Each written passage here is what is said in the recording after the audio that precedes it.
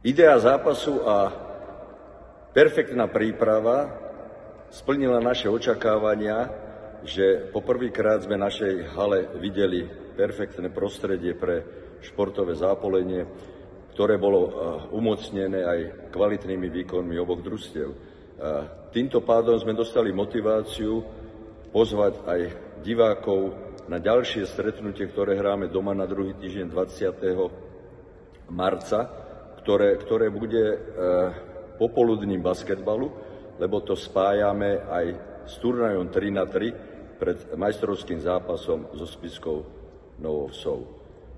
Včerajší zápas bol tou ideou beneficie a sme strašne radi, že prostredníctvom influencera Jovinečka, prostredníctvom nášho partnera LV Šport a prostredníctvom všetkých zainteresovaných nášho športového klubu Slavia Leviatán sa nám podarilo vytvoriť na našej palubovke fantastickú atmosféru.